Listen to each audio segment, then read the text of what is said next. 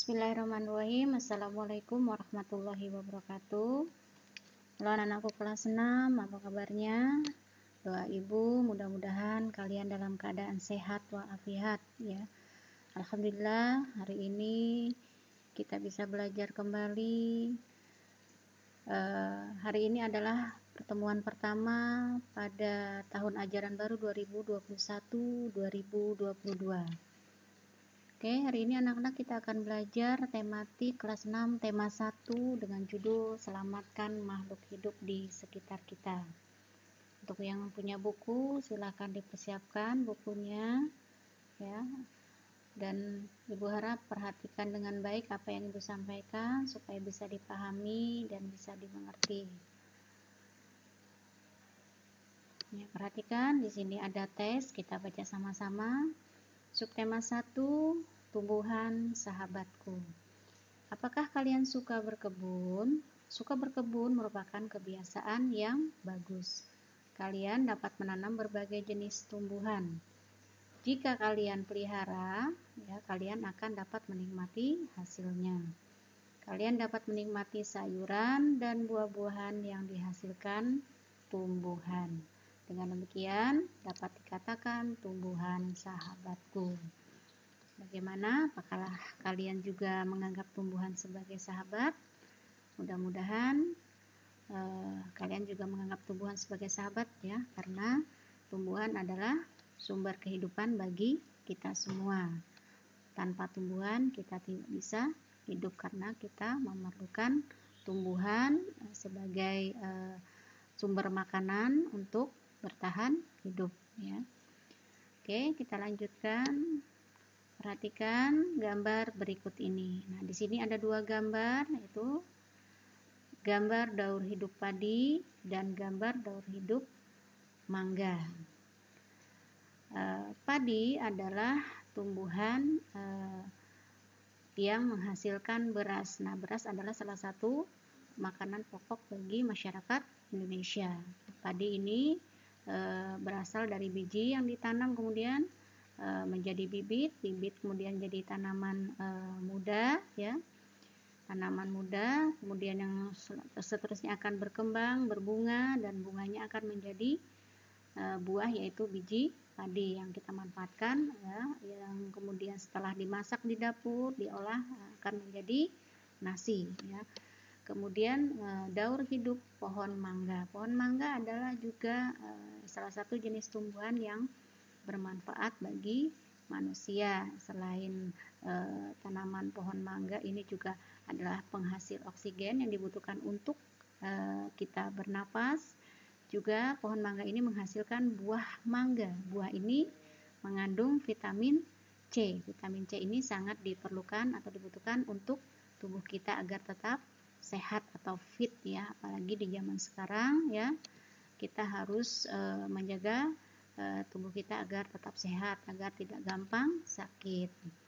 Kemudian lanjut perhatikan, ayo menulis. Nah, berdasarkan gambar di atas, buatlah pertanyaan mengenai pertumbuhan dan perkembangan tumbuhan ya, dengan menggunakan kata tanya ya. Nanti ini akan kita bahas selanjutnya dalam pertemuan selanjutnya. Sekarang yang akan kita bahas adalah tentang kata tanya ya. Jenisnya perhatikan dulu, di sini kita akan bahas tentang jenis-jenis kata tanya beserta fungsi dan contohnya dalam bahasa Indonesia. Jenis-jenis kata tanya beserta fungsi dan contohnya. Yang pertama adalah kata tanya apa. Kata tanya apa merupakan kata tanya yang berfungsi untuk menanyakan sesuatu, baik berupa keadaan atau perbuatan yang berkaitan dengan isi atau inti bahasan. Adapun jawaban untuk kata tanya ini adalah suatu pengertian, bisa juga suatu keterangan ataupun penjelasan dari apa yang ditanyakan. Nah, contoh penggunaan kata tanya apa ya? Apa yang dimaksud dengan kata tanya? Ya, jawabannya, kata tanya merupakan kalimat yang ditujukan untuk menanyakan suatu hal kepada orang lain. Contoh lain, kalimat yang menggunakan kata tanya apa, ya. Apa makanan yang sedang kau santap itu, Ali? Jawabnya Ali, aku sedang menyantap lemper, Budi. Ya, itu adalah contoh penggunaan kata tanya apa dalam kalimat. Kita lanjutkan lagi. Ya, sebentar.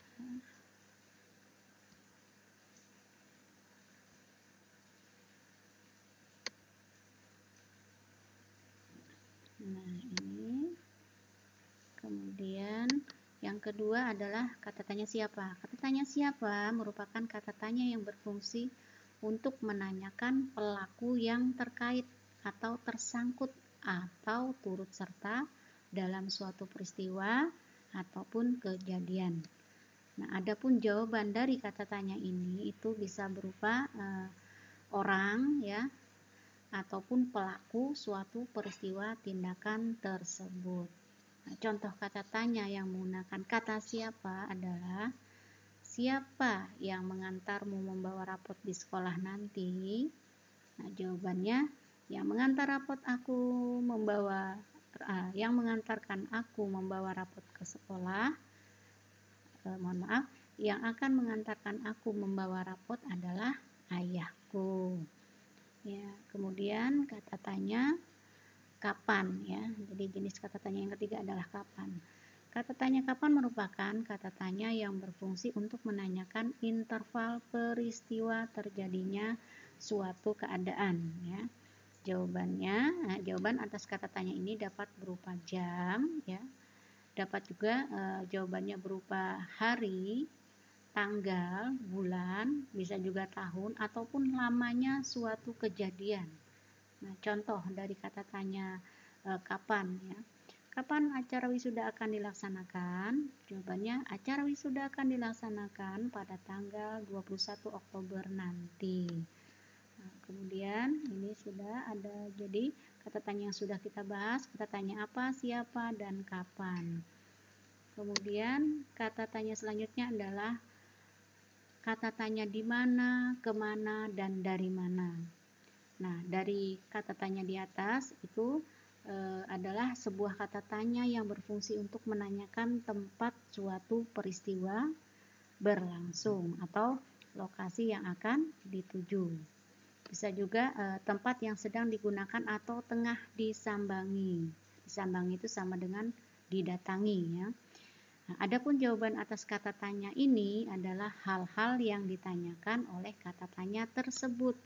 Misalnya penggunaan kata tanya di mana, ya. Di manakah kau membeli buku?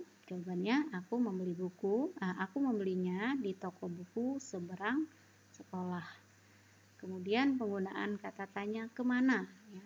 Contoh kalimatnya, saat liburan sekolah nanti kau akan berlibur kemana?